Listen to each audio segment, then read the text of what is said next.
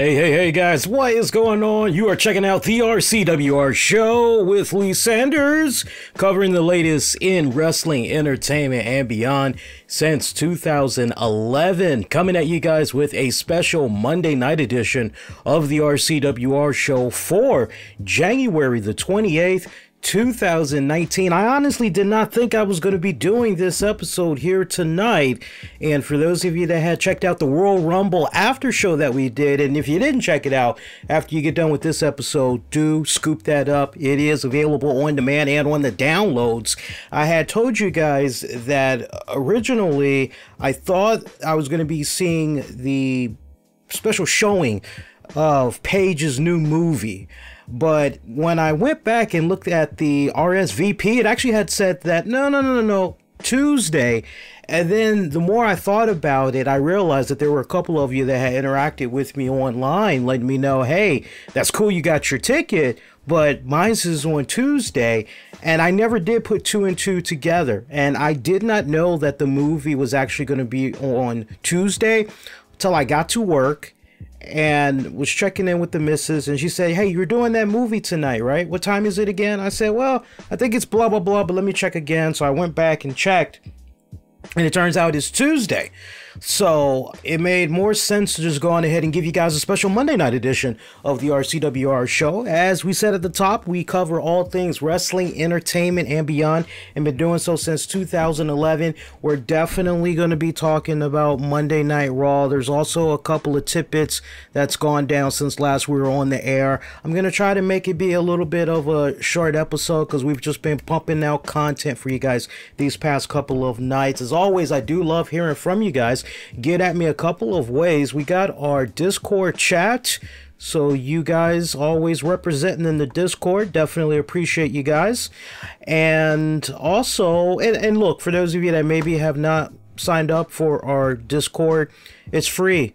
Best part about the Discord, you can access it on your phone, your tablet, on your desktop if maybe you have a desk job, right, at work or whatnot. There's plenty of ways that you can get the Discord app, and it's free. And all you got to do from there, if you got Twitter, you got Facebook, or hell, you can even leave a comment in the YouTube comment section and say, hey Lee, I got the Discord, I'd like to join the chat, let me know. And you know, once you get yourself set up on Discord, pretty much all I got to do is just send you an invite. That's pretty much the fastest way I could definitely get it done for you guys. So we're definitely going to be talking about that. And I know a lot of people have received their emails for the movie, but see, here's the real question. Because I noticed this pattern, and I'm not sure if many of you guys had noticed it as well. And see, unlike some people that are using social media to get likes, retweets, all that stuff, I just speak my mind. And so when I initially had checked my email and I see something from WWE and they're going, hey, we want you to go see the Paige movie, I'm going, what the hell, is this a scam? And so I tweeted what I tweeted. I can't even remember what the hell I had tweeted, honestly. I know Paige liked it. That much I do remember.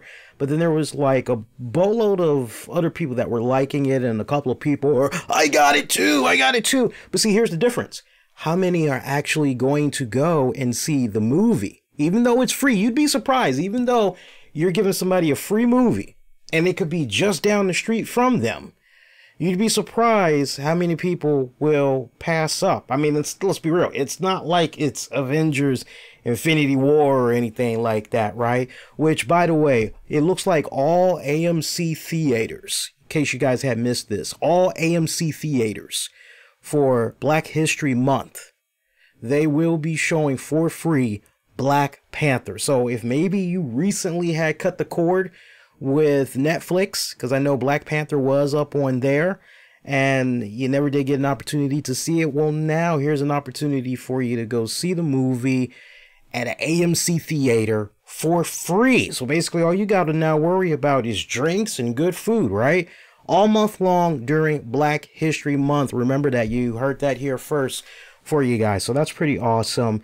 So, and speaking of AMC theaters, I'm actually going a little bit out of my way to see this Paige movie because sadly I've got to travel pretty deep out in DC to go check out this movie. So I'm really not too thrilled about that, because by the time I basically get home, it's pretty much do a movie review, have that upload immediately to YouTube and all the other platforms, and then go right to bed, because I don't think I'm going to be getting in until probably about 10, maybe 11 o'clock at night. And then by the time I get done doing the page movie review, and then edit it, post-production, all that crap, it's probably, God, I'm probably not going to officially be done until maybe about 1-ish, maybe 1:30. So trust me, what may sound like, that ain't, trust me, by the time I do all that, and I'm going to be leaving from work to go right to the movie theater. So yeah, work, movie, home, technically still working, and then pretty much go to bed. So, it is what it is, man. But anyway, so we saw Monday Night Raw tonight. Let's talk about that for several minutes before we dive into some other wrestling news tidbits, yeah? So, look, I gotta say, for the post-aftermath of what all went down at the Royal Rumble, and look, we all can be in agreement. I've had a little bit of time to sleep on what I initially had said about the Royal Rumble, and some parts I still do feel the way that I feel. But you know, honestly, for the most part, the Royal Rumble pay-per-view event, it was good. There were definitely moments in there that made you go, oh, well, this 2019 edition of the Royal Rumble, I'll definitely be remembering because of these moments that had occurred, right?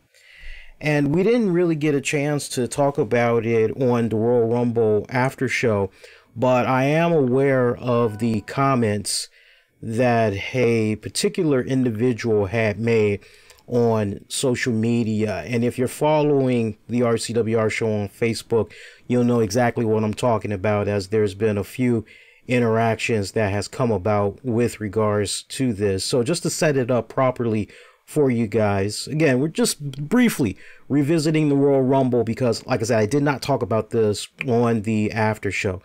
So you had an individual by the name of Lou DiBella, and that name may not sound familiar to you guys. That's okay if you don't know who that is, but he's got the blue check mark, and I gotta be honest with you, I can't stand certain individuals that have the little blue check mark, because sadly, on a platform like Twitter, and you have a bunch of individuals that see a person that has a check mark, oh my God, everything that this person says is law. Oh my God, I gotta take everything that this person is saying with authority because they've got the check mark. Oh my God, they are important. They are somebody. Oh my God, I gotta listen to what they're saying. They're cool. They're relevant. They're pop culture. And that's just how it is, unfortunately, with a lot of people. Just because they have the blue check mark, it doesn't mean anything. It doesn't. I have seen people that have 200 followers and they're only following 3 people, and they aren't on TV or anything like that, and they have a blue check mark.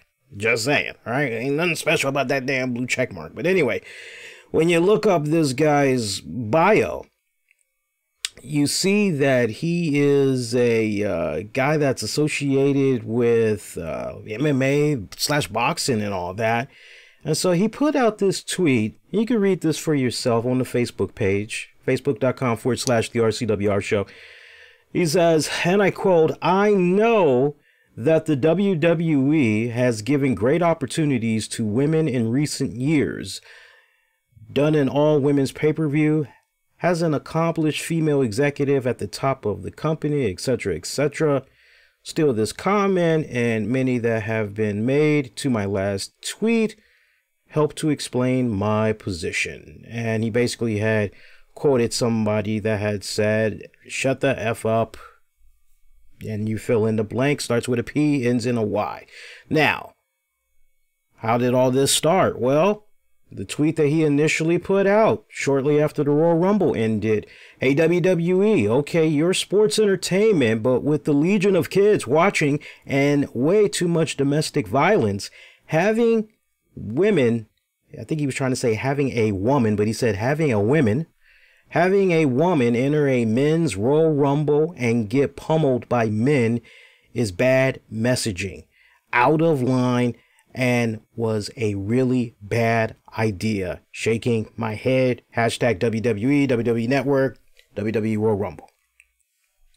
Many people very outspoken about this individual. And for me personally, I just took a step back and I didn't even have to think about this for 3 goddamn seconds. I didn't. And I immediately tweeted back to him. As soon as I saw this, I said, I can flip the script and say, hey, WWE, don't show women beating up men as you're promoting domestic abuse. And I don't want to see my 4-year-old granddaughter doing XYZ to my godson. It is ultimately the responsibility of parents to educate their kids on the importance of right and wrong. And so when you go over to the Facebook page, I did pretty much expand upon that more, and I added to that because, you know, the characters on Twitter, you only get but so much. I said on Facebook, knuckleheads like this guy is why the Attitude Era will never probably return fully. Fans say they miss the good old days, and what happens every time they get a little something? It gets scrutiny. I can think of a gazillion periods in WWE history where fans didn't think about gender and just got lost in a special moment and could tell you about it with a twinkle in their eye and smile on their face. WWE does its part with don't try this at home. Self-accountability is with the parents at home or in attendance to make sure they set their kids right. And I had enjoyed some of the comments that had came in with regards to this. I got to give a shout out to one of my friends, Frank Falcon, who is a wrestling promoter himself. And he's actually, I think, gearing up later this summer to get back into the fold again. I know he was tied up with some personal matters, nothing devastating or anything like that, just taking care of some personal business. And I enjoyed what Frank had said. Frank had said, and I quote, from a Wyoming standpoint, because he does a lot of his wrestling promotion activities out in Wyoming, I encounter some of the same. It is never from locals in Wyoming, but others that see the videos who take issue with gender equatable matches, even though I am literally just keeping Wyoming traditions from the 1800s going. Shout out to Dan. Dan had appreciated the response. See if there was another comment that came in there. Yeah, just mainly everybody's just agreeing with what I had said there. Yeah, and it wasn't a situation where somebody's sucking up or, you know, I'm cherry picking. You know, honestly, as long as it's respectful, if somebody disagrees, I've let many comments fly where didn't see eye to eye, but it still created great discussion. So that's where I come from. The self-accountability, it starts with the parents. I mean, I don't know how it is for you all that maybe younger than 20 or whatnot, but I know in my respected household growing up, when I saw some of the stuff that was on my TV, as far as professional wrestling goes, I could definitely remember my mom and or my dad telling me the importance of not doing any of those moves on my friends, no matter what. Because what I was seeing on TV, the guys that were doing it in the ring, they were professionals. I was told that they had spent years and years training to be able to perfect what they're doing in that ring. And that under no circumstances was I allowed to do anything like that. So much so that I was told that if I did try to do moves like that and they found out about it, I was going to get one serious ass whooping. Okay, so I never did do any moves of that nature. Sure, every kid has done the, you know, bouncing up and down on the bed and, you know, pretending you're doing the Shawn Michaels elbow or anything like that. That's one thing if you're doing it to your bed or you're doing it to a teddy bear, stuffed animal, whatever. But to do it to another person, okay. Many times we have seen some really jacked up stories of people that have tried the moves at home on individuals. One story that jumps out at me, and I'm sure there's a lot of you guys that remember the story.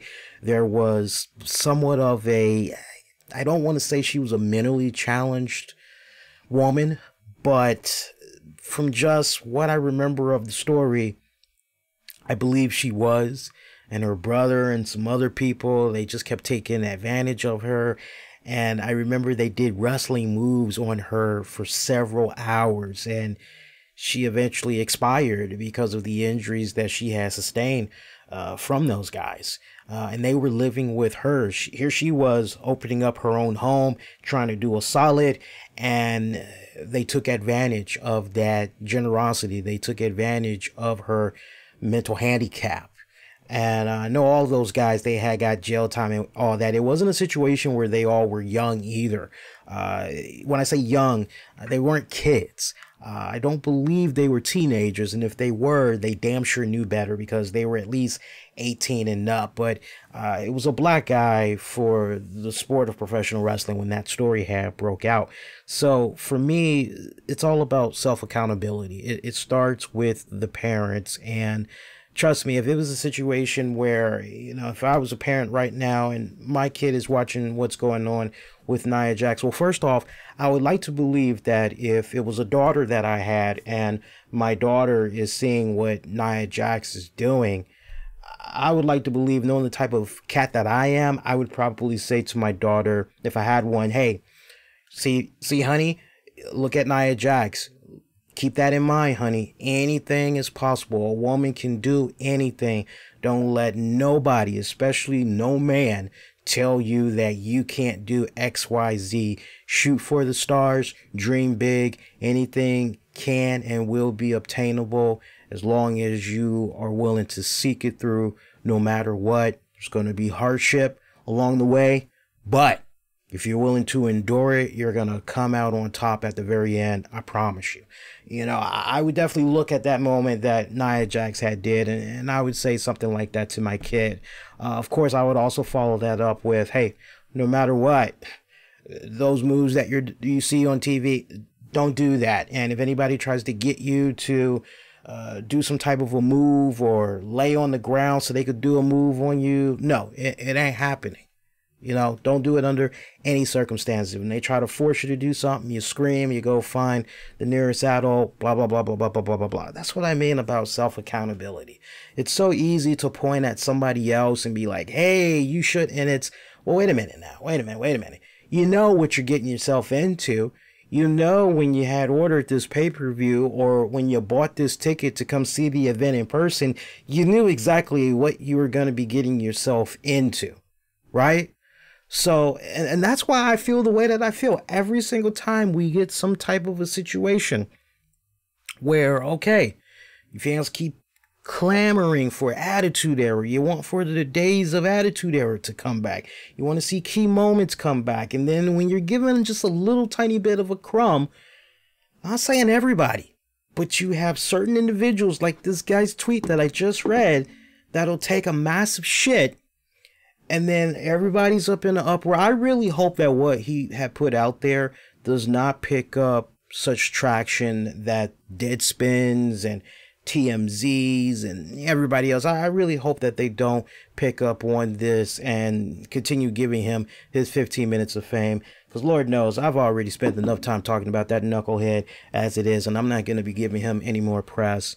But look, in a nutshell, if Randy Orton was cool with that, if Rey Mysterio was cool with that, if Dolph Ziggler was freaking cool with that, if Mustafa Ali was cool with that, but most importantly, because of all the side charity work that she does, the PSAs that she puts out there, trying to do her best to empower young girls, young women, Nia Jax, if she didn't feel comfortable doing, because ultimately it's on her shoulders, would she have caught in a little bit of flack? Yeah, she probably would have. But if she did not feel comfortable being in that position, if she felt that it was demeaning, that it was degrading, that it was sending some type of a message that I'm sure of all people, she definitely would have put her foot down and that would have been the end of it. But all of those people that I just named who did their own respective parts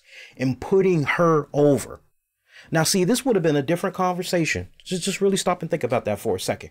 We would be having an entirely different discussion right now if it was a situation where those individuals who I just named, where we find out none of them did not want to work with Nia Jax. When they found out the plan that had came about from the bookers, a few of them had, no, I'm not doing that shit. Screw you. Right? Then we would be having an entirely different conversation right now. And that's the God's to honest truth.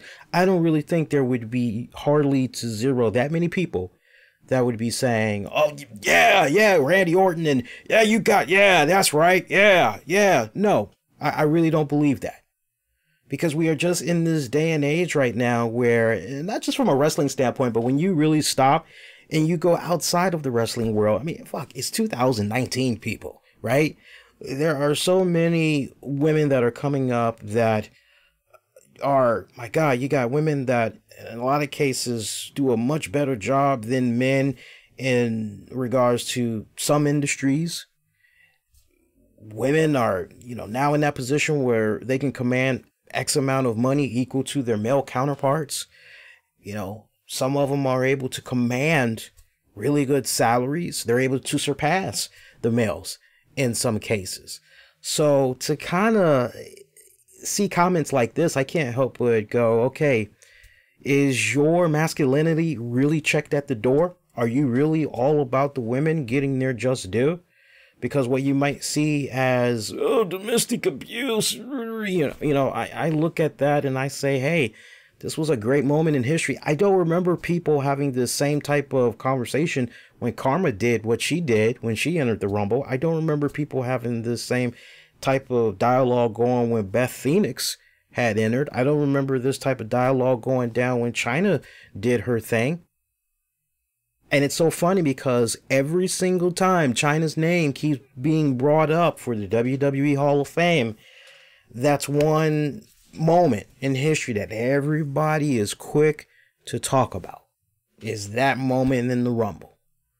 So all I'm saying is, if we're going to be acting one way towards something that we see from whichever wrestling promotion, we need to be consistent to the point that if we're going to be, WWE or companies like WWE, you shouldn't be promoting domestic abuse, men being able to attack the women. Okay, well, let's flip that script. Let's flip the script. Nor should you be showing women beating up on the men. How many times have we turned on the channel or watched a pay-per-view within the past 4 years from WWE alone, and the women have been beating the crap out of the men? We just saw on Monday Night Raw tonight, Nia Jax getting a little rough, playful rough there with Dean Ambrose. I didn't see any continued outrage from what went down tonight online. Everybody was pretty sold on that. Matter of fact, we had the people in attendance saying, let them fight, right? So if we're going to say, we shouldn't be seeing men hit the women, well, then we need to be consistent also and flip the gender and say, well, we don't need to be seeing women hitting on the men as well. Let's let it be women versus the women and the men versus the men. If we're going to do intergender matches, all right, well, we're going to continue to do the traditional. All right, the males tagged in. All right, female wrestler, you got to get out. Your male partner has to get in and face this male wrestler. And all right, now flip it. All right, women. Enough said. But this post-Royal Rumble episode of Monday Night Raw, I enjoyed it. They pretty much had got the ball rolling with regards to WrestleMania. Love the fact that they had kicked it off with Dean Ambrose, Triple H. Both of them a little bit flabbergasted, and I couldn't help but notice Triple H, as he had came out to talk to Seth Rollins, he turned to a little kid. And you all got to let me know on social media. I'm not sure if this kid was somebody that Seth Rollins accidentally went past when he came out first, because I kind of like the sidebar chatter, even though it was inaudible, that Hunter had with Rollins, because Triple H comes out and he homes in on this little kid, pats him and everything like that, shakes his hand, gets into the ring, and he's kind of saying a little something to Rollins, and just the body language, it almost kind of came off as if, hey, how could you forget the kid over there? And then to see a few seconds later, the camera goes back to that kid. I thought that was very peculiar, and hopefully you didn't miss the commercial, but later on in the night, they actually had WWE, that is, they did a pre-production piece as that kid they had followed, as he thought he was just going to be on a regular tour of something WWE related, but he got to meet a bunch of superstars and all that. So I'm not really sure if Seth Rollins totally had forgot who was there and making sure that for good PR that he went over to the kid or whatnot. I'll actually have to watch that again to see what had went down. I love Triple H telling Rollins, hey, I challenged you a couple of months ago to bring back the old Seth Rollins. You've done just that, but hey, now you got a very tough decision that you need to make. Are you going to face Brock Lesnar for his championship, or are you going to face Daniel Bryan? Look, I need to know as soon as humanly possible, so I'm telling you what I'm willing to do. I'll give you till the end of the night to make your decision, but I need your decision tonight so that we know how we need to move forward. Daniel Bryan's going to be here. Brock Lesnar is going to be here. Dean Ambrose came out sour over what had went down at the Rumble. He came pretty short, wanting a match against Seth Rollins, picking Triple H a little bit, poking at him, asking him if he had to go backstage and get his father-in-law's permission to set up a match between Ambrose, between Seth Rollins and he. Triple H went on ahead, caught out a referee. They had a pretty good match. I gotta say, their match was pretty good. Seth Rollins picking up the W over that one. Took a commercial break, came on back. Dean Ambrose was in the middle of the ring sitting down, and he was trying to get real serious for a moment, telling the crowd to be quiet, that it was straight from the heart what he was getting ready to say. And we heard him begin to say, ever since I came back to the WWE, and then the music of Nia Jax had hit. She came on out with Tamina, and I love their little scuffle, their little exchange that they had. It was nice. I loved it. That pretty much was a prelude to a tag team match, as Mickie James and Alexa Bliss had teamed up to face Nia Jax and Tamina Snuka. Not too shabby. I tell you what, though, man, I was saying this online too.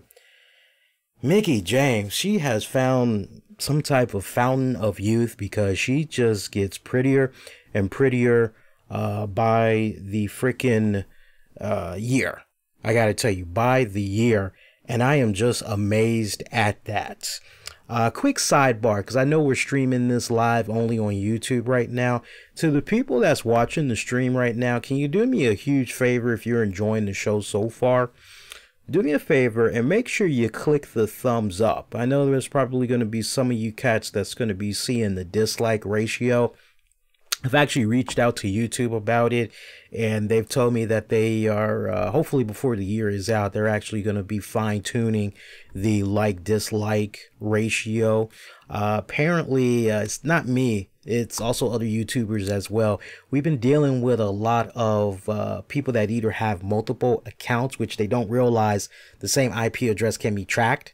And so YouTube is now kind of getting into that situation where they're trying to figure out who has bogus accounts and are just spamming the dislike button. And then there's actually, believe it or not, there's actually a stupid system that's out there where people buy dislike bots, and they have it programmed so that every single time a particular YouTuber goes live, instantly within seconds, you will see their like-dislike ratio just freaking skyrocket. Like, you could just be watching a video and there's no likes yet, and within like less than 2 minutes you see like 6, 10, 20 freaking dislikes. It's ridiculous, but I'm glad YouTube, at least in 2019, is finally going to be cracking on that bad boy.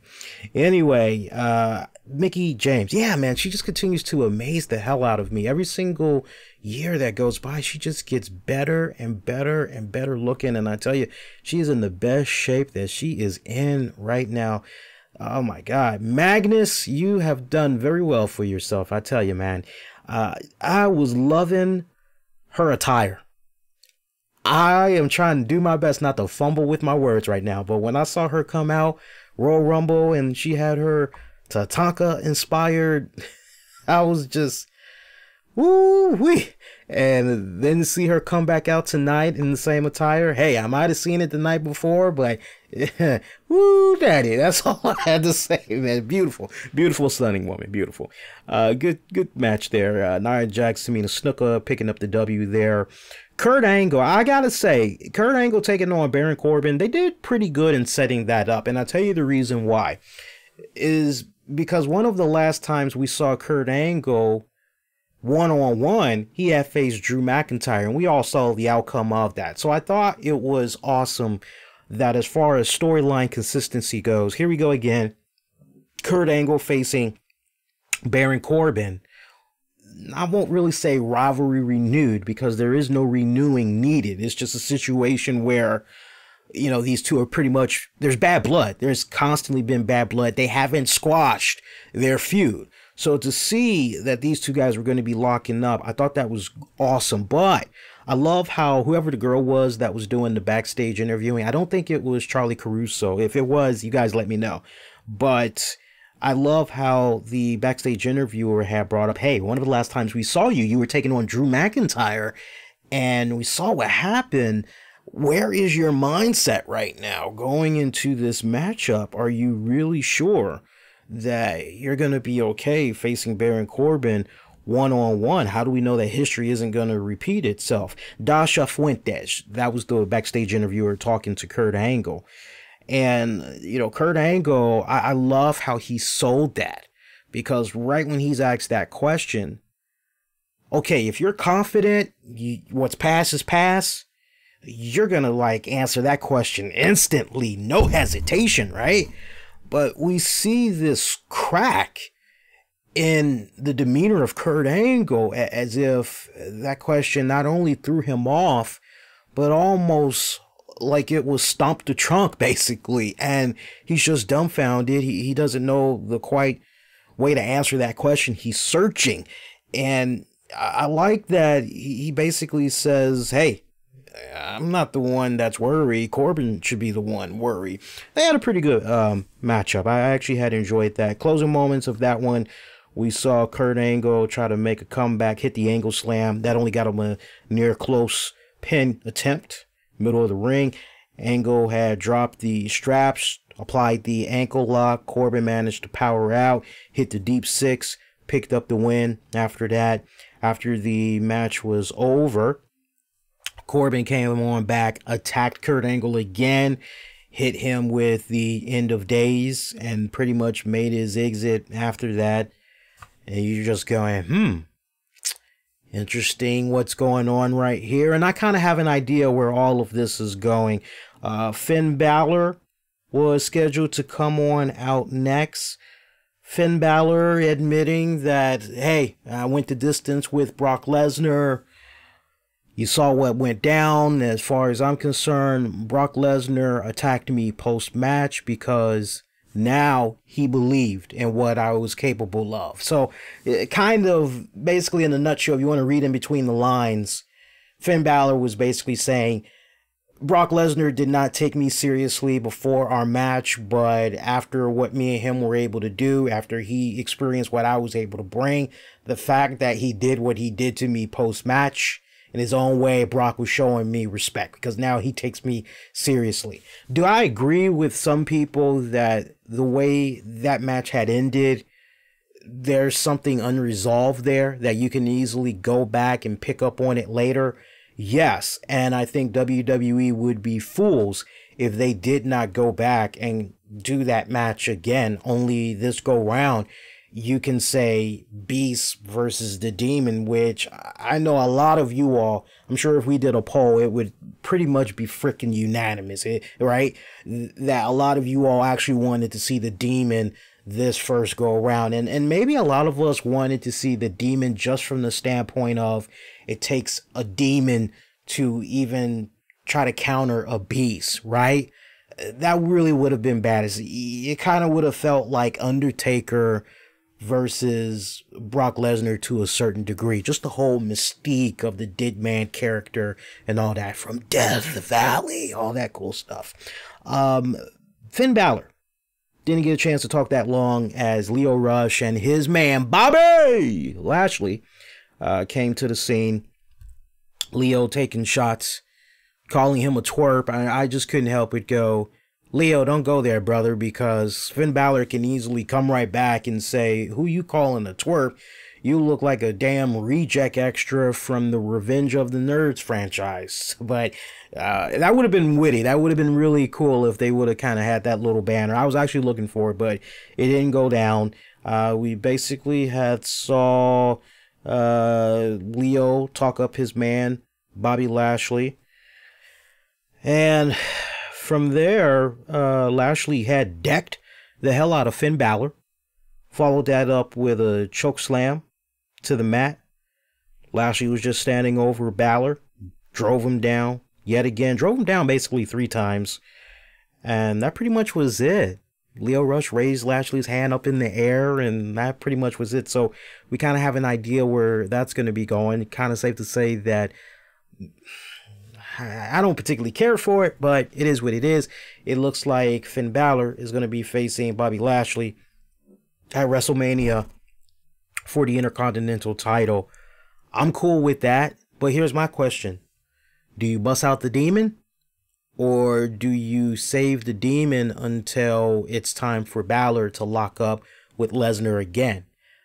I would have to say, with regards to that, I don't think the demon should be making an appearance at this year's WrestleMania. I mean, it is what it is, but I personally would not go in that direction. Keep going here. You guys enjoying the show so far? If you are, make sure you smash the thumbs up. We're talking Fallout from Monday Night Raw.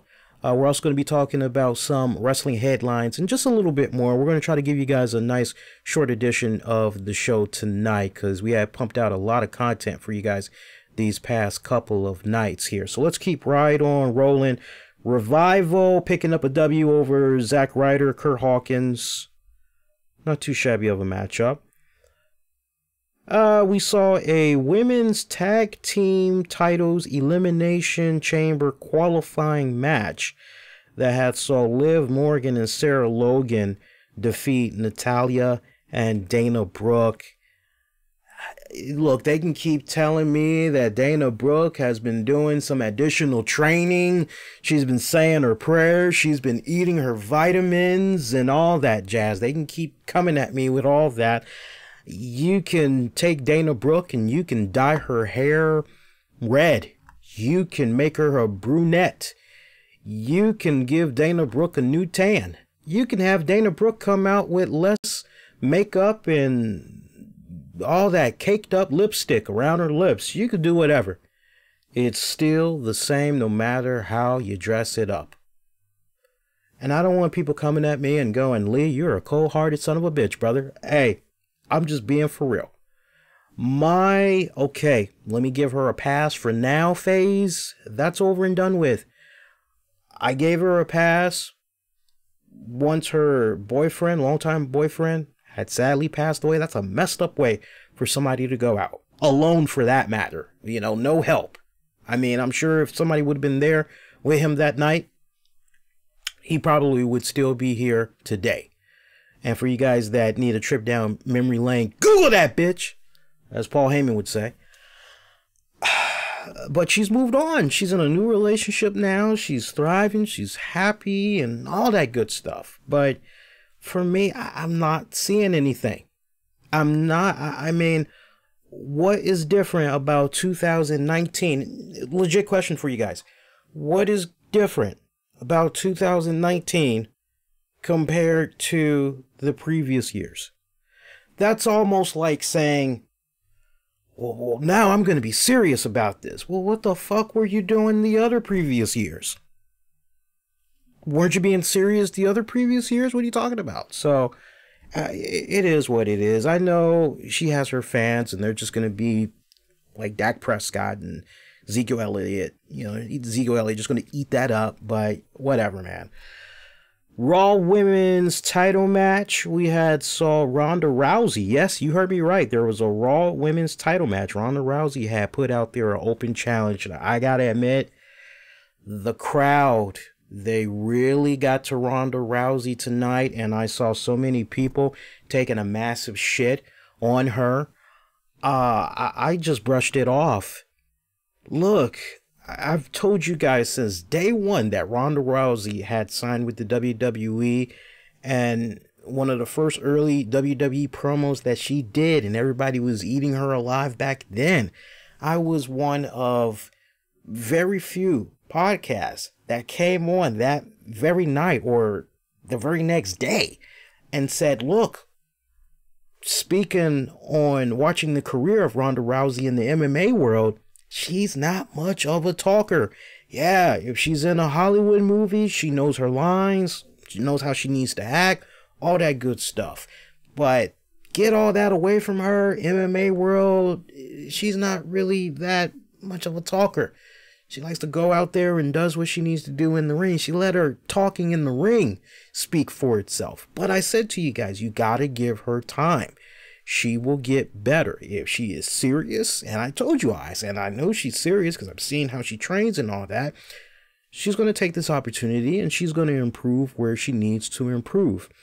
The crowd really got to her. I don't really think she was expecting the type of reactions that she was going to be getting tonight. I'm quite sure that somebody in the back has said to her, hey, look, the audience is smart out here. They probably most likely know that Becky Lynch is still in the city. So you could be dealing with a hostile environment. Just want to let you know. They probably gave her that heads up and she says, okay, yeah, no problem. All right, I'm out there, no problem. But to get the preparation, to get that in the back of your head as you're on your way out, and then to actually experience it in the middle of the ring is two different things. You can do all the prepping you want, but until you've actually experienced it firsthand, and then try to figure out your way through that. And that's what we watched tonight. She struggled during that promo to basically try to set up her open challenge and, you know, hey, Becky Lynch, I know you're probably watching, blah this, blah that. And I felt for her. I actually did feel a little bit bad for her, but she's going to have to take this and she's going to have to learn from it. You don't give the crowd that much power. You just don't. It's no different than a podcaster, for example, and they might like to interact with everybody on social media and they may have a chat room open and everything, and you keep getting trolls in the chat room. They'll say derogatory, inflammatory, or whatever.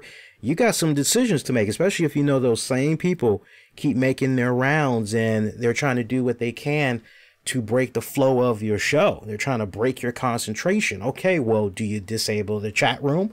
Do you maybe just ignore the chat room totally? You know, what do you do? How do you get better? Right? Until you actually experience it, learn from it, and then say, okay, here's where I need to improve. The experience, that's what it's all about. So I'm going to give Ronda a pass. You know, she's been with the WWE for basically a year now. What she showed me in the ring, I was just on this show less than 24 hours ago, giving her praise for what she's been able to do in the ring, giving her praise for what she's been able to do with the promos. And quite honestly, as far as who came to the exception of her challenge, it would be Bayley. And that was actually really good. A little bit of confusion, though, during this match, because one part we see Bayley and Ronda Rousey, they're fighting in a corner. And I'm not sure if Ronda Rousey was trying to climb up the turnbuckle or what, but something weird went down where I know her right arm, she was selling the injury to that because Bayley did do a little something to that arm. Then she tried to do a little something like climbing up on the turnbuckle or whatnot, and her leg gave out. And for the next several minutes, Corey's good. Corey can usually clean up whatever. But Corey on this one, Corey Graves, Michael Cole, they were just a little bit flabbergasted because you're listening to the commentating, you're going, my guys, is it the leg or is it the freaking arm? Which one do we need to home in on? Is it both? What exactly is going on? So that right there was just kind of nerve-wracking. I actually had to just tune them out and focus on the match itself, because if you listen to the color commentating, very easy to get confused by what these guys were probably instructed to try to sell or whatnot. But Bayley, Ronda Rousey, really good matchup that they had. Winner of that one, of course, Ronda Rousey. Afterwards, we see Becky Lynch. Music of Becky Lynch played. Crowd standing ovation, roaring like a mother. Your 2019 Royal Rumble winner, Becky Lynch. Nice big pop from the crowd. Gets in the ring, grabs the microphone, stares Ronda Rousey down and informs her, hey, what I did at the Royal Rumble last night, I told you that sooner or later you and me were going to be meeting again. And pretty much Becky Lynch challenged her, let her know that it's going to be her that she's going to be facing for her title at this year's WrestleMania. And the crowd popped big time for that. They loved it. Meanwhile, you got Ronda Rousey, who gets back on the microphone. And do you guys remember what I just talked about earlier with regards to the crowd getting the best of Ronda? Well, now here's Ronda. Man, hostile environment. Microphone in hand, doesn't even speak, and she's already getting booed. And you see her get a little bit, what's the right word I'm looking for? They break her just a little bit within those seconds, but she finally just does what she should have done initially when she was out there and had the microphone the first go around. Just tune them out, sell what you need to sell. Don't be out there like you're memorizing lines. You can still play off of the crowd, right? But sell what you need to sell. And she just sold what she needed to sell. Love the whole history lane that she took Becky Lynch through, talking about how 10 years of dominance in the MMA world, while Becky Lynch was still just breaking in. She was winning championships. Love all that. Love that. That's going to be a really great matchup at WrestleMania. I hope that the many of you are hoping, I hope it's a situation where we don't have this become a triple threat. I really hope that it ends up just being a one-on-one. I don't really think it's needed, quite honestly. I don't. But talk about the learning experience. We see Ronda and the way she struggled with the promo just earlier before the match. And then to see how she was able to rebound. That's what I'm talking about as far as how she's learning all on the fly. And she's just, some people, they just got to keep learning. They just got to keep learning. And she's definitely getting there. Let's see what else we got. We saw Braun Strowman versus Drew McIntyre. That was actually, if I'm not mistaken, that was pretty much getting ready to set up the end of Raw for tonight. Braun Strowman, he actually had won via DQ. Circumstances for that one in the closing moments, we had saw Braun Strowman.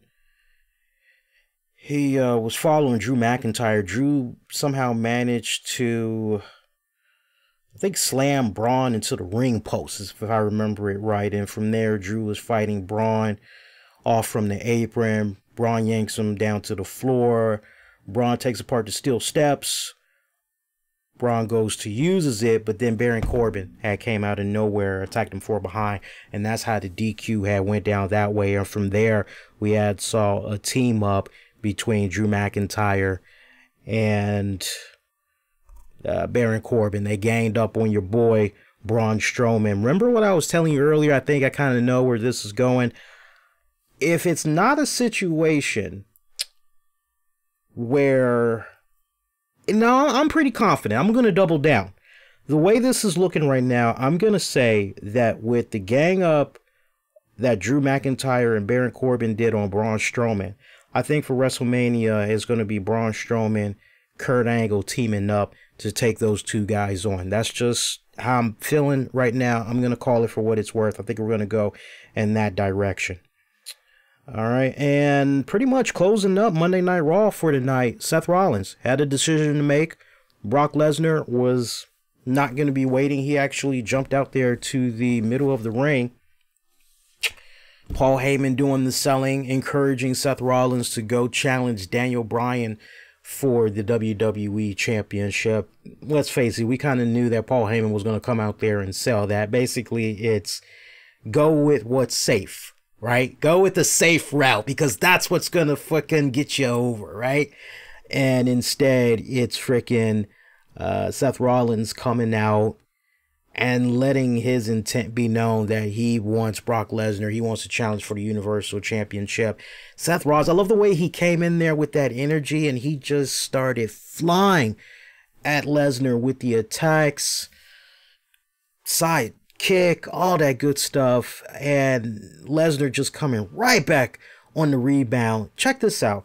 Not one F5, not two F5s, not even three F5s, not even four F5s. 5 freaking F5s. 5. Some people will say 6. I counted at least 5 as I was getting ready to do the damn show.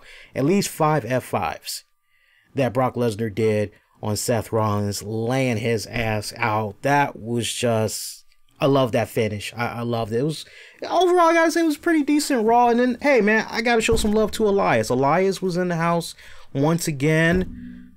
Nice little acoustic arrangement that he did. Very nice soft string arrangement. I really had enjoyed that. I wouldn't mind just hearing an instrumental EP with him where he's just playing around on the guitar. That could actually be the name of a next Elias album. Elias and his guitar, right? Or Elias on guitar. Elias, nothing but guitar. You could just basically, I don't know, do something like that, but just all instrumentals. Don't have him sing. Just listen to him play around with the guitars, try to find the melodies and all that, try to find the chords and all that. That'd be awesome. But we saw him out there. He actually took crap on the WWE Universe. So not really sure if this is a case where Elias is now going back the heel route. Kind of seems that way, as he talked about how the WWE Universe let him down. They should be worshiping him. They should be on their feet cheering for him, all that. And he said that he was done singing to them.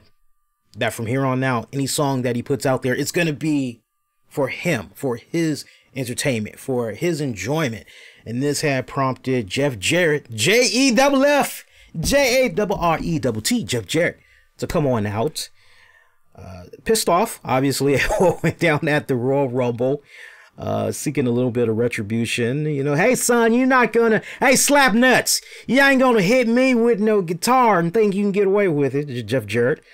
Road Dogg, Jesse James actually came out. I actually felt bad for Road Dogg, because anybody that's following him on Twitter knows how much of a biblical individual he is, a holy person he is, and he really does not like social media conflict. He tries to avoid that as much as humanly possible. And I loved hearing him say to Elias how, you know, hey, you don't like blah blah blah, got 2 words for you, and the crowd say suck it. And I can't remember the exclamatory that the crowd had said, but you see Road Dogg's face, and he legitimately, and he even said on the microphone, oh my God, look at what I just started, to the guys in the back, I'm so sorry, I didn't mean for it to, and I genuinely felt he was sincerely apologizing, because you just see him multiple times, guys, you can't say stuff like that, this is a kid show, you know, this is a family-oriented show, you know, and the crowd just, it was like he was egging them on, and that just encouraged them to continue to happen. So felt bad, but there they were again. Road Dogg, who we all know used to be the roadie when he was with Jeff Jarrett many eons ago, singing their hit song With My Baby Tonight. Renee Young, not knowing the lyrics worth a damn. She tried though. I appreciated the effort. Came on down to the ring. Somehow Elias still in the ring, but somehow Jeff Jarrett and Road Dogg kind of parted ways. I'm not sure how that came about, but long story short, Elias hitting Road Dogg with the guitar, gets in the ring. Jarrett tries to cut him off. Jarrett's doing pretty good. He's basically hitting him with a few punches and all that, but Elias ultimately gets the upper hand. Actually, forgive me, guys. Forgive me. God, it really does feel like Road Dogg got hit with a guitar. Maybe he did get hit with a guitar, because the way I'm kind of playing it in my mind right now, I kind of feel as though Jeff Jarrett came out with a guitar, and eventually Elias had hit Road Dogg with a guitar. And I know for a fact Elias hit Jeff Jarrett with another guitar, because I remember Corey Graves and them saying, man, if Jeff Jarrett is going to keep getting hit like this with the guitars, maybe he should stop coming back. Yeah, that's pretty much what Corey said in a nutshell. So kind of wondering what's going on right there. Is that a particular situation where Jeff Jarrett and Elias are going to be fighting at WrestleMania? Kind of interesting what's going on. And for those of you that might be a little bit curious why we're seeing the resurgence here of Jeff Jarrett, rumblings are some type of arrangement that he's made with the WWE where he's going to be helping out in some type of a backstage capacity. News has already broke out by my good friends over at the Wrestling Inc. site that Hurricane Shane Helms, he's now with the WWE. He's going to be helping them from a backstage production standpoint. You've already got Sanjay Dutt over there.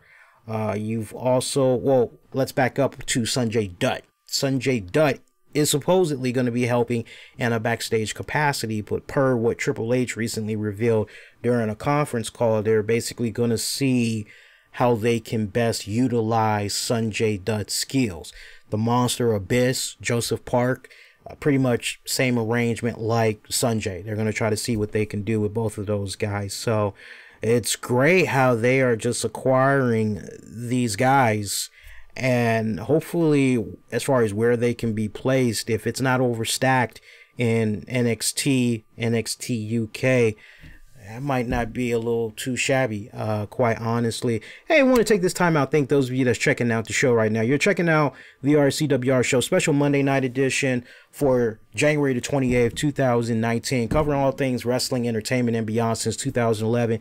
Definitely going to be diving into a couple of wrestling headlines in just a little bit, but I do want to take this time out to thank those of you not only checking out this episode, but those of you that have been making around, checking out all of the other good shows we've been putting out there for you guys these past couple of weeks. Much love as always. And I do want to recognize some of our show sponsors and some of our Patreon members, because we have not done that in a while. So can we do that? I just want to do that real quick. Want to give shout out to our Patreon members first. Check out patreon.com/RCWR Show. Sign up on there. Get yourself access to some great exclusive content that you're not going to be able to find anywhere else. Audio, video, little cool exclusive unveilings, whole 9 yards. Really good stuff. Shout out to Anthony Missionary Thomas from Wrestling Soup. By the way, did a nice fantastic show with him last week. Well received. Check that out.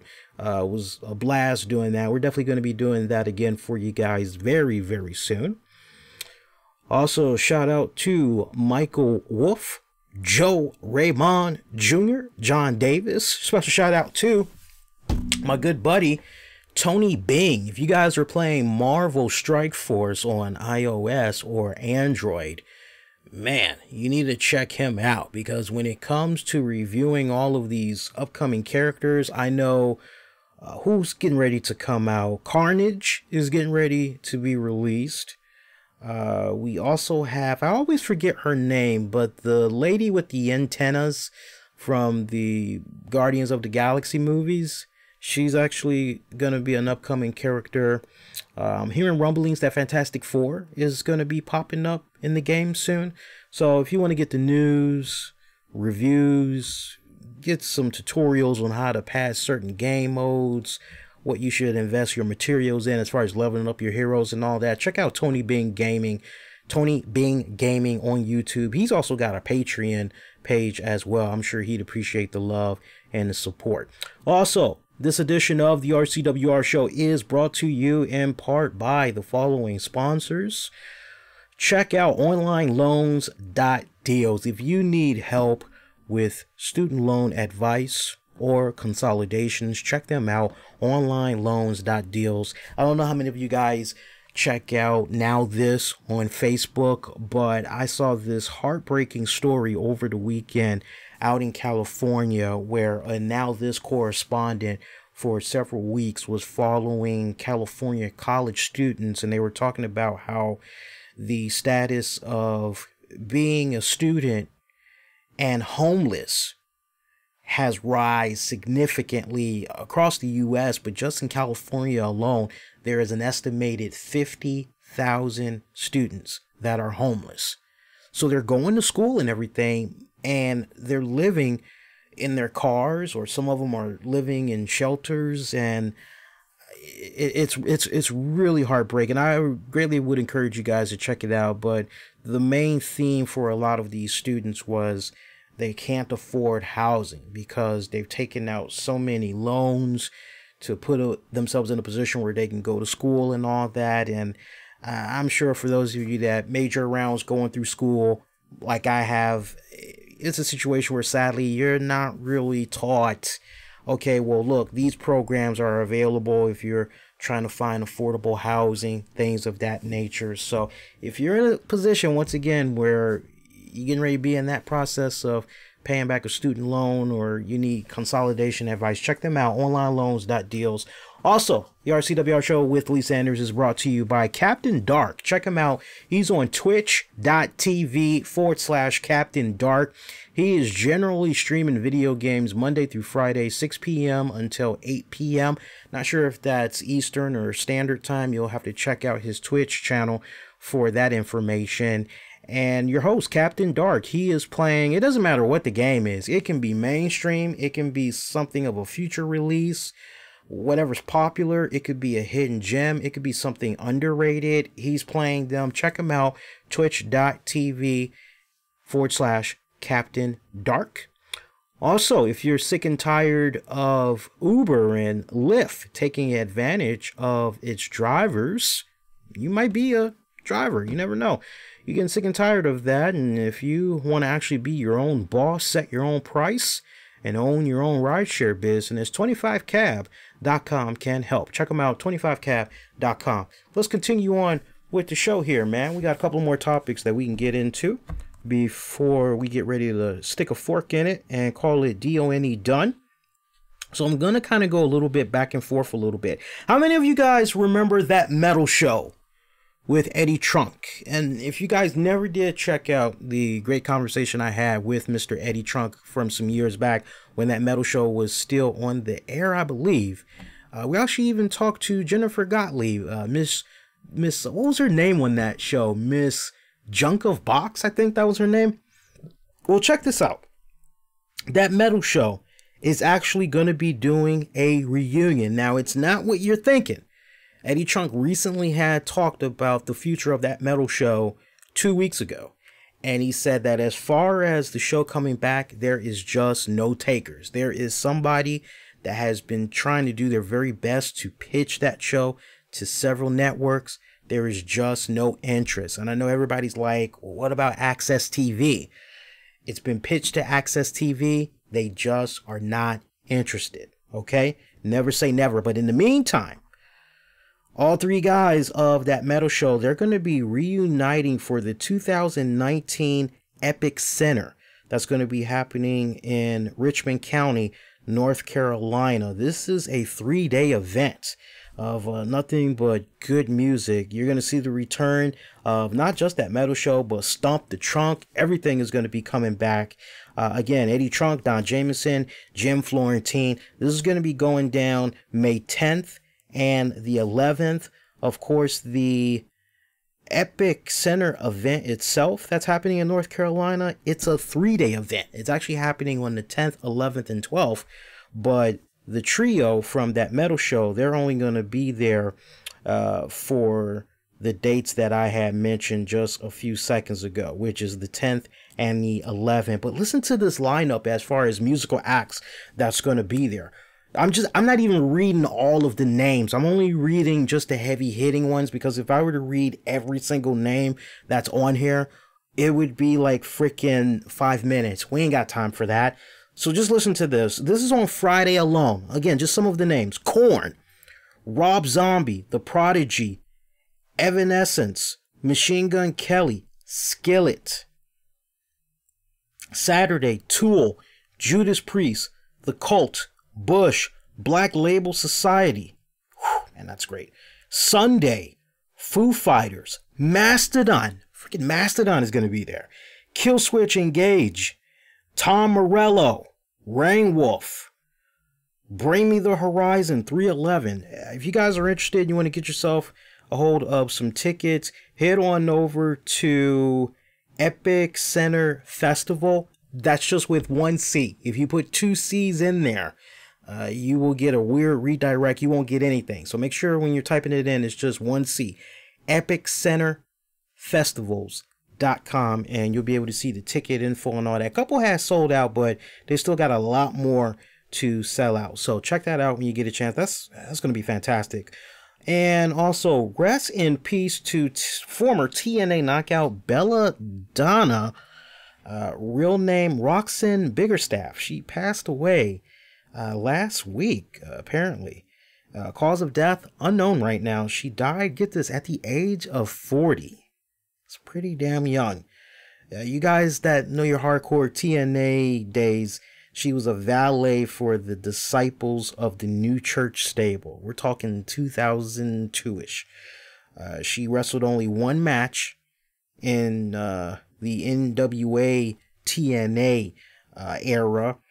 It was at the NWA Total Nonstop Action pay-per-view number 24, December 4th, 2002. It was a handicap bull rope match against America's Most Wanted, James Storm and Chris Harris.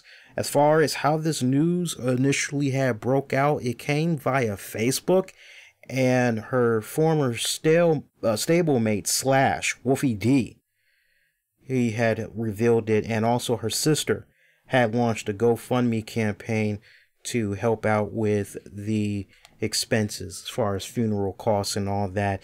And they're very close to meeting their goal. I normally do not promote GoFundMe pages, things of that nature, not unless I personally check it out myself and I get a sincere good vibe from it. I definitely would encourage you all to donate whatever you can, and if you cannot donate, you can do the next best thing, and you can actually share that link all throughout social media. They're very close to reaching their goal. And look, it's not a situation where, you know, oh well, we need, you know, we ain't got, what they're asking for is not astronomical. It is a lowball figure. They were only trying to raise $3,000, and at the time of this recording right now, they're at $2,795. So they need about a little less than $300 more dollars. So if you guys can definitely donate, I would right now, but I've got a wedding to prep for.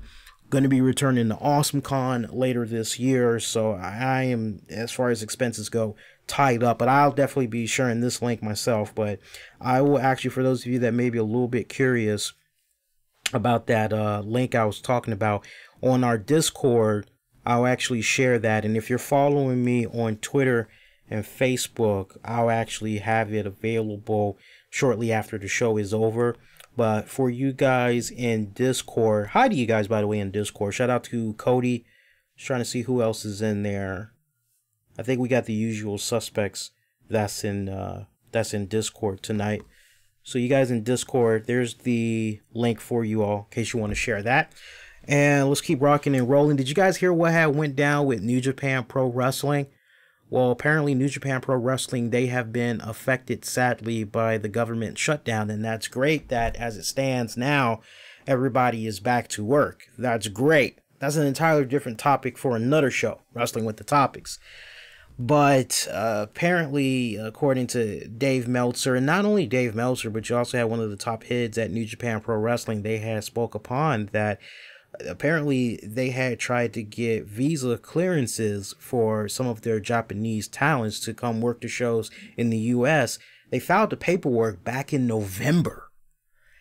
And sadly, with the government shutdown, a lot of those Japanese talents, I won't say a lot, all of them, were sadly not able to get cleared in time so that they could make these U.S. events. So when you see the latest rounds of New Japan Pro Wrestling events happening in the United States, and you see a lot of American names, because it had a lot of people going, hey, what the hell is going on here? I won't say it was an uproar type of situation, but it was definitely a case of, wait a minute, where's the Japanese talents? What's going on here? that's what's been going on. So it's unfortunate. But I will say this with regards to the government shutdown. I said it last week when we did the Pro Wrestling Crate unveiling for the January goodies, which was awesome.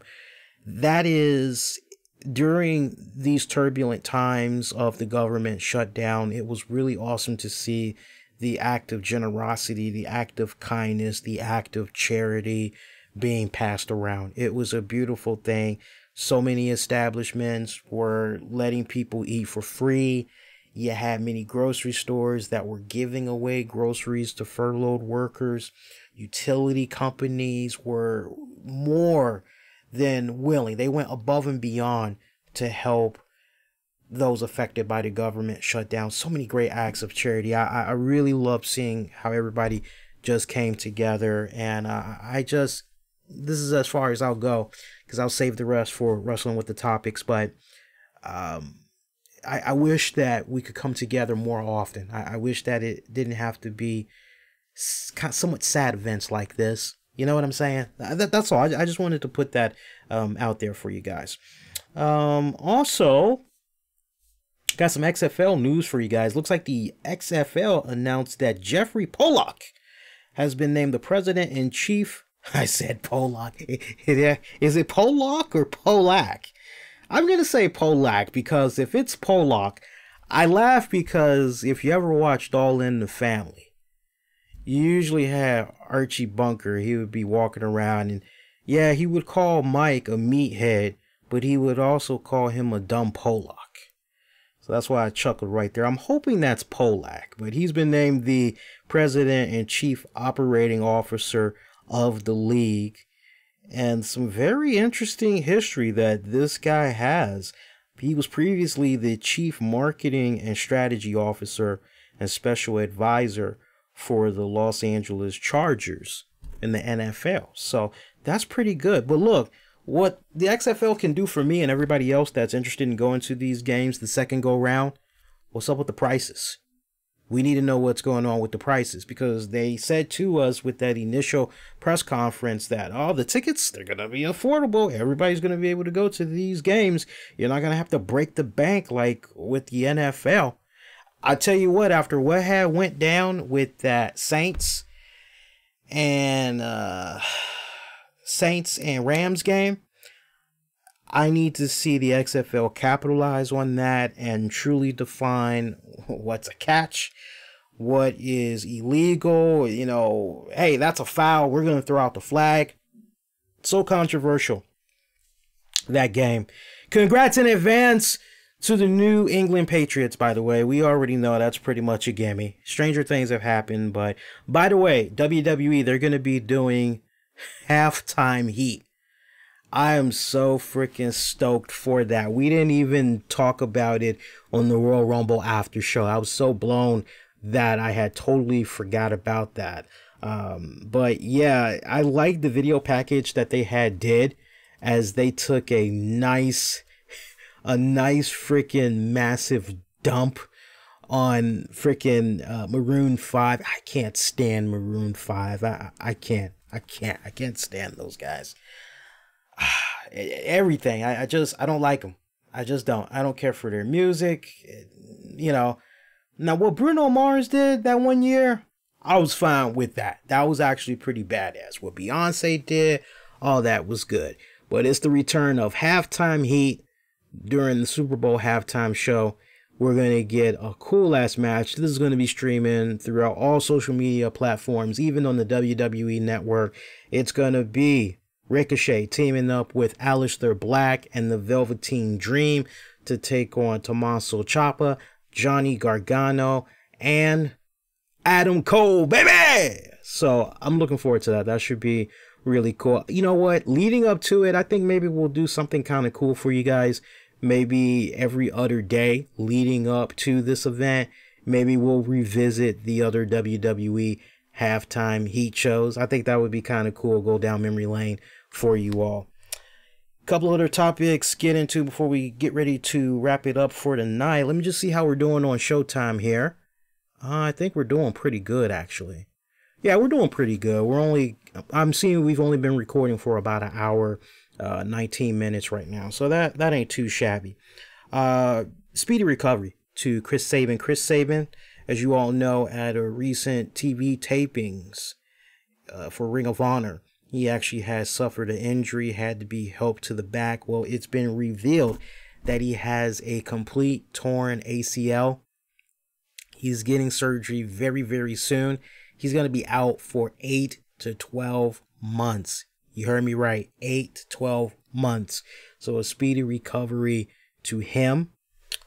And while we're also talking about speedy recoveries and all that, if I'm not mistaken, Evan Bourne, he actually is injured as well. We had talked about him off and on the past couple of weeks, but he's going to be getting surgery as well.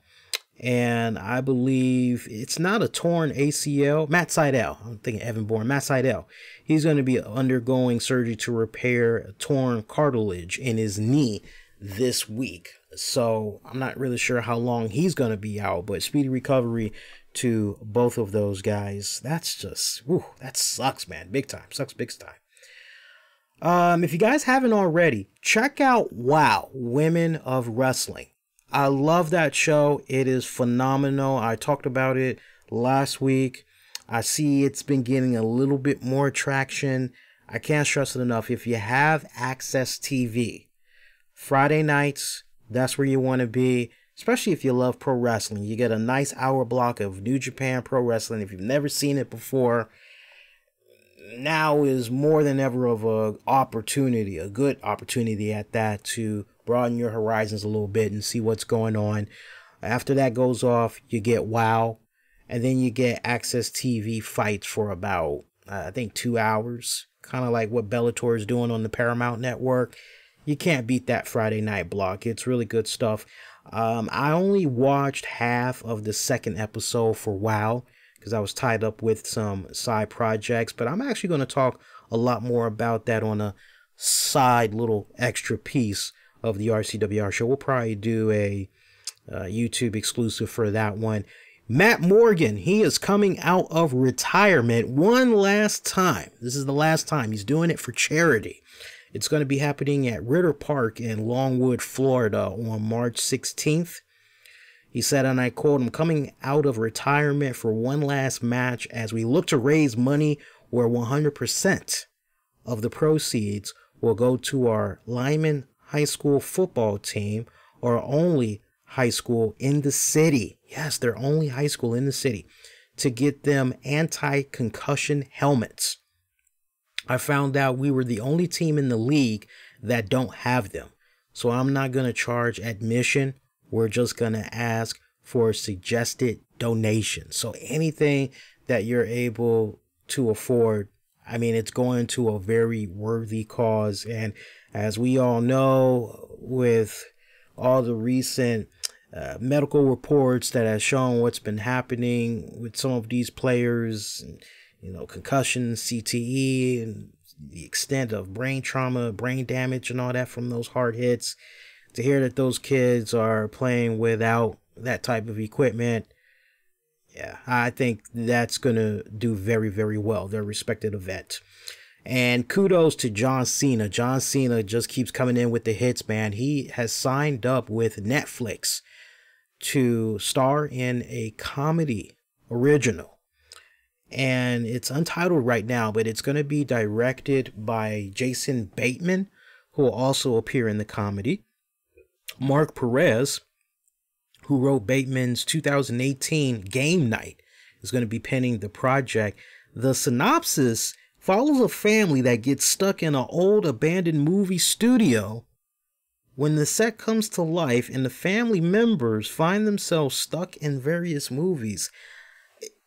I homed in on that and I went, sounds like kind of the Jumanji movie that just came out, but more so Last Action Hero with Arnold Schwarzenegger. So I like the concept. I'm a bit sold on it. I just need to see a trailer or something. So, but shout out to John Cena. And I saw a question that was asked via Discord, and on YouTube, what happened with John Cena? Why was he not at the Rumble?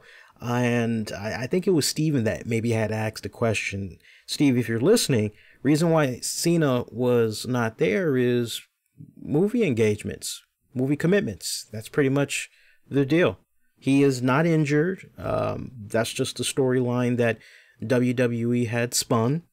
But the way things are looking right now, we may kind of have an idea of the future for John Cena. If he were to get involved in WrestleMania, he could be facing Drew McIntyre. Drew McIntyre hinted in a recent interview that of all the opponents he would like to face at WrestleMania this year, John Cena is one that he would love to work with. He's already talked about how the history is already there and seeds have been planted. So honestly, I will have no problem with McIntyre taking on Cena. I'm not sure about you all, but... And of course, we got the rumblings as far as the Hall of Fame. I kind of teased we were going to get into that, but I'm actually going to hold off for now. We'll make that another YouTube exclusive because there's so many twists and turns we can go with the Hall of Fame. I want to just have that be a dedicated piece that we can get everybody involved in at the same time, because when we get ready to do that, I do want to make that be as interactive as possible. We'll try to make that be the most open forum that it could possibly be. And shout out to Roman Reigns. I said Showman. Shout out to Roman Reigns. It's a tongue twister when you say shout out to Roman Reigns. You go Showman. Showman. But no, seriously, shout out to Roman Reigns. He is doing pretty damn good with his leukemia battle. We've been seeing some new pictures of him resurfacing, and he looks to be in good spirits. Hasn't really lost any weight. Still looks very recognizable. He is just doing it really good. He's getting his rest and relaxation, doing his chemo and all that. He is starring in a new Dwayne "The Rock" Johnson movie, Hobbs and Shaw, basically playing off of the Hobbs character that The Rock had played in the Fast and Furious franchise. So this is basically a prequel, if you will. And true story, The Rock recently revealed that freaking Jason Momoa, Aquaman himself, was this close to co-starring in the movie. He originally was gonna play Hobbs' brother in the movie. And they both wanted to do it. They were trying to do their best to make it work, but Jason's schedule was so tight, he just could not do it. So Dwayne thought, okay, well, let me go with the next best thing. Let me call up a family member, and that's how Roman Reigns had got the spot. So that's really good to hear. So this could be the beginning of another door opening up for Roman Reigns. I mean, look, when it's all said and done, we get those two guys confused all the freaking time for the most part. To a degree, they definitely look very similar. They look as though they could be twin brothers, damn sure brothers. So the fact that it's now just taking Roman Reigns this long to get that big break, hey, I just like the fact that the break is happening and it's coming courtesy of Dwayne "The Rock" Johnson. I'm actually looking forward to that. More so than the Page movie, but that's a different story. I really hope I will enjoy the Page movie. I really do. And if not, at least it's a free movie, right? I mean, hey, can't really complain over something that is free when it's all said and done. So other than that, I'm just trying to figure out if there's any other topics I wanted to get into on this episode. I know there is a trailer for the new Birds of Prey. If you even want to call it that, I kind of looked at it more like a teaser. I need to see a little bit more. I got to be honest with you guys, because I know that's going to be one question that some of you guys are going to be asking me is, Dave Lee, what did you think of the Birds of Prey? I can't really home in on anything right now. And for those of you that's going, Birds of Prey, what the hell are you talking about? So the girl from the Suicide Squad movie, Margot Robbie, well, you know, she's doing the Harley Race character once again, and she's doing it in a DC Comics original movie, Birds of Prey. And from what I saw, can I be blunt? Didn't do anything for me. So that's why I'm a little bit on the fence right now. I need to see a little bit more. It doesn't quite equal to what we got with Joaquin Phoenix as the Joker. I'm actually more eagerly anticipating that as opposed to this Birds of Prey movie. I can't wait to see how that one plays out, and I have a feeling it's going to do phenomenally well, especially from the standpoint of, I have a feeling there's going to be a lot of people that's going to want to see Phoenix reprise his role as the Joker in future Batman films. But the question remains, can you have two Jokers coexist? Because you're going to have his version running around, and then you're going to have Jared Leto's version. So can you really pull off having two of them coexist in such fashion where fans won't be confused? That remains to be seen. So I don't know. Just trying to think if there's anything else I wanted to get into on the show with you guys. I don't really think there is. Like I said, it's kind of been slow, and we just did about 90 minutes for you guys. So I'm going to go on ahead. I'm going to stick a fork in it, and we're going to call it DONE done. Look, we did slam dunk of shows for you guys. We've got NXT TakeOver. If you didn't check out that after show, that's available on demand, on the downloads, all platforms. You got the Royal Rumble. Same thing. You got last week's show that we did with Missionary Thomas from Wrestling Soup. That was just a great back and forth. Real chill, laid back, fun episode. Scoop that up. Yeah, so I mean, there's a lot of cool content you can get into.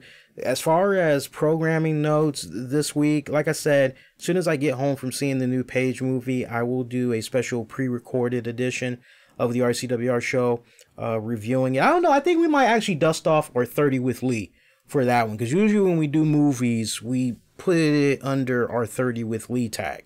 So I'll definitely give that to you guys, let you all know what I thought. And honestly, it's great to get that opportunity, because the movie is not supposed to be coming out everywhere until February 22nd. So to be able to get this early of a jump start to see the flick, I'm totally down with that. So we'll have that coming your way. And then also, we'll talk more about the Royal Rumble. That will be a RCWR Show YouTube exclusive. And what else? There's something else I wanted to get into. Oh, you may have noticed Impact Showdown did not surface last week. That's because with the Royal Rumble TakeOver weekend, I just decided, okay, let me not burn myself out. Let me go on ahead and so I cut Impact Showdown for last week, but it will be back this Saturday. And in case you kind of missed the pattern, we don't release the episodes on Fridays because it makes no sense to release an episode late at night when Impact doesn't go off until midnight. And by that point, either everybody's ready to go to bed or maybe they're out with friends, whatever. So the pattern has been, it is released Saturday afternoons, early Saturday afternoon. So it will be back in rotation for you guys this coming weekend. If you're new, welcome. Make sure you do hit the subscribe button so you don't miss out on all the great content that comes your way on a weekly basis. And if you enjoyed this episode, please make sure you give it a thumbs up. And if you didn't like the episode and you have some constructive criticism, some feedback you'd like to give, more than willing to listen. So do sound off once the comment section opens up to you guys.